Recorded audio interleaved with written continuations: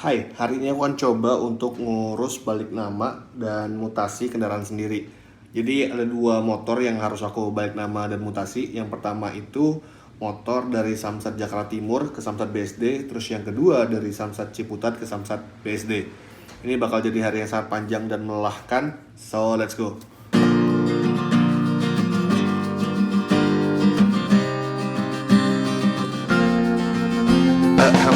Jadi sebenarnya secara garis besar itu ada 3 tahapan. Yang pertama, cabut berkas atau mutasi keluar di samsat asal kendaraan. Nah, ini tahapan yang paling berat dan paling memakan waktu di antara langkah-langkah lainnya. Terus yang kedua, masukin berkas atau mutasi masuk di samsat tujuan. Nah, nanti di sini bakal dapat STNK baru dan plat baru yang udah nama kita. Terus yang ketiga, kita ke Gedung Biru Polda Metro Jaya untuk ganti nama di BPKB. Oke, kita mulai dengan kendaraan yang plat asalnya dari Jakarta Timur. Kendaraan ini pajaknya belum bayar 3 tahun dan platnya habis tahun ini. Jadi ya mau nggak mau aku coba untuk balik nama. Oke, kita ke Samsat Jakarta Timur. Di Samsat Jakarta Timur, hal yang pertama kami lakukan adalah kami langsung menuju ke loket cek fisik.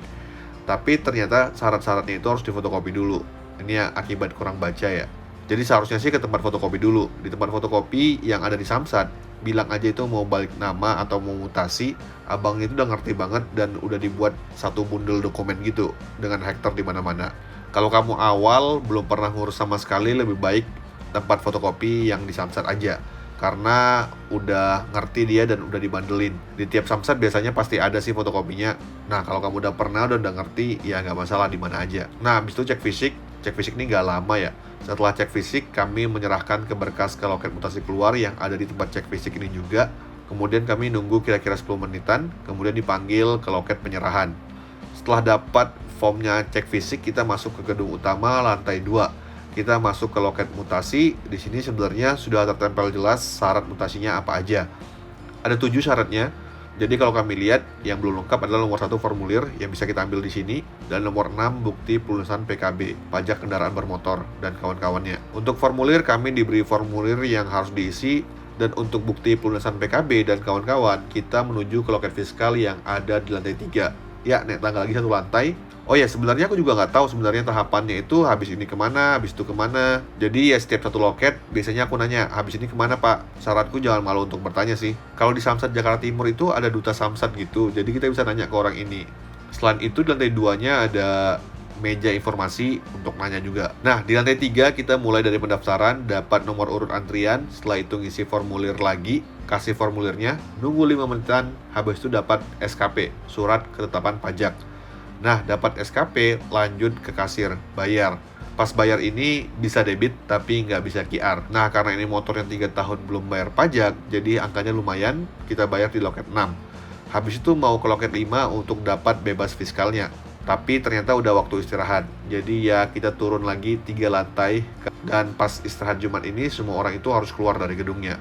Habis istirahat, naik tangga lagi ke lantai 3, serahin bukti bayar, nunggu 5 menit, bebas fiskalnya udah jadi, dan kita balik ke pendaftaran mutasi tadi. Nah, kemudian kita letakkan berkas kita di loket mutasi ini, kemudian dipanggil, dan ternyata kita harus bayar lagi 260.000 untuk biaya mutasinya.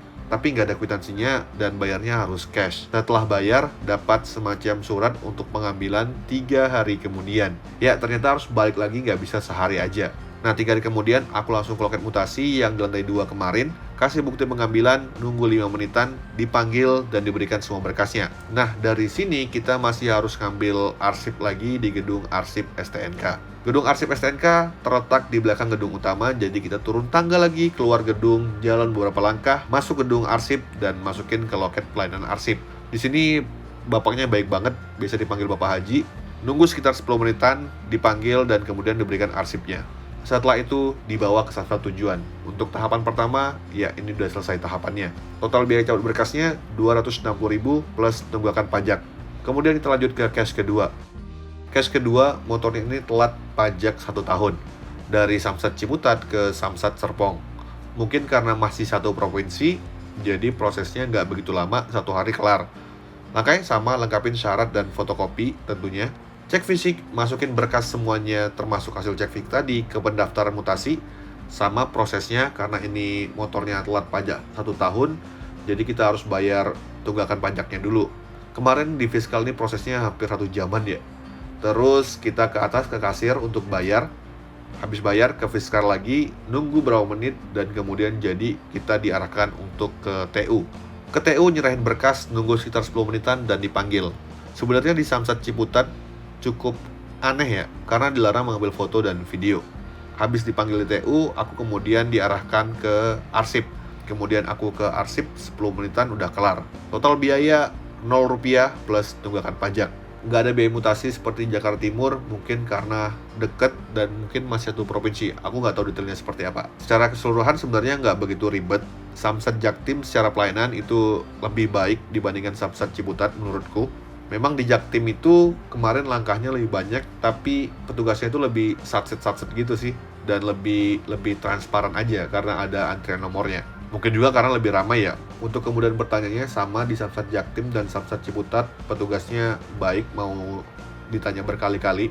Nah, ini juga yang harus kamu tahu, kalau kamu ke Samsat, kemudian parkir kendaraan, itu bakal ada calo yang nawarin jasanya. Kalau saranku, karena kamu udah datang ke Samsat, ngapain pakai calo lagi? Urus semua sendiri aja. Kecuali kalau kamu nggak punya waktu dan mau pakai jasa orang lain, ya pakai biro jasa dari awal. Jadi kamu nggak perlu ke Samsat lagi. Tapi ngurus sendiri sebenarnya nggak begitu ribet sih. Asal kamu ada waktu luang aja. Yang susah itu emang cari waktu luangnya. Kalau dari Samsatnya, selama kamu bisa bahasa Indonesia, kamu bakal nemuin cara prosesnya sih. Ada banyak petugas yang bisa kamu tanyakan. Itu saja untuk video cabut berkasnya. Aku Adriansyah, semoga bermanfaat. Terima kasih sudah menonton.